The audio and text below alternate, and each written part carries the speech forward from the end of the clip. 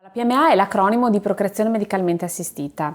Si tratta di una branca della medicina, in particolar modo della medicina della riproduzione, che consente di aiutare quelle coppie che non sono in grado di avere una gravidanza spontaneamente.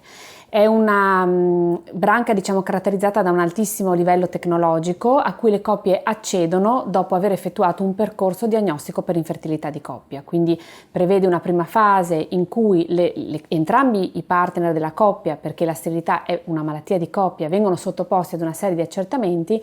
Una volta definita la causa di infertilità, avviene appunto quella che è la proposta terapeutica e quindi i pazienti vengono sottoposti ai trattamenti di procreazione assistita. Esistono vari livelli di procreazione medicalmente assistita. Si parte dal primo livello, che è un livello cosiddetto in vivo. Ne fanno parte le inseminazioni intrauterine, che consistono nell'inoculare all'interno dell'utero della nostra paziente del liquido seminale del partner adeguatamente trattato al momento dell'ovulazione, quindi al momento fertile, del ciclo.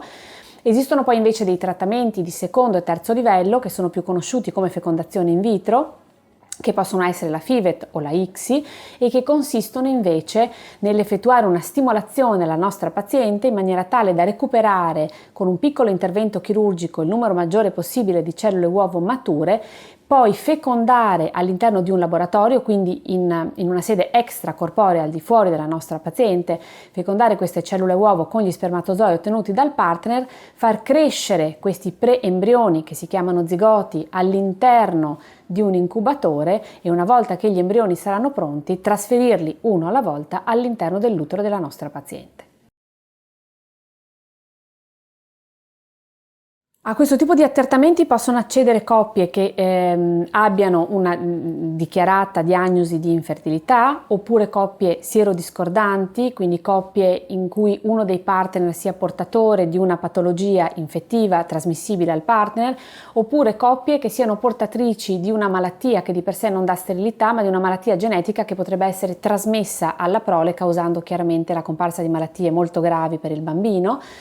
E devono essere coppie eterosessuali in cui la partner femminile abbia un'età massima nella regione Veneto di 50 anni. Queste coppie appunto possono richiedere il trattamento, essere prese in carico dall'unità di procreazione medicalmente assistita ed effettuare la procreazione medicalmente assistita stessa.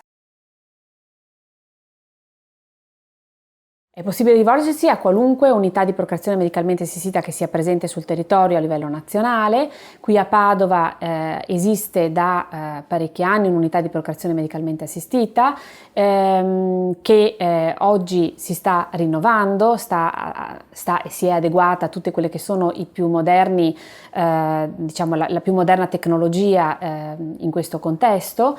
È sufficiente per quanto riguarda l'unità di procreazione assistita contattare il CUP dell'azienda ospedaliera di Padova con una impegnativa che sia per entrambi i partner, proprio perché si tratta di una malattia di coppia, e i pazienti accederanno ad un primo colloquio e ad una valutazione medica da parte dell'equipe.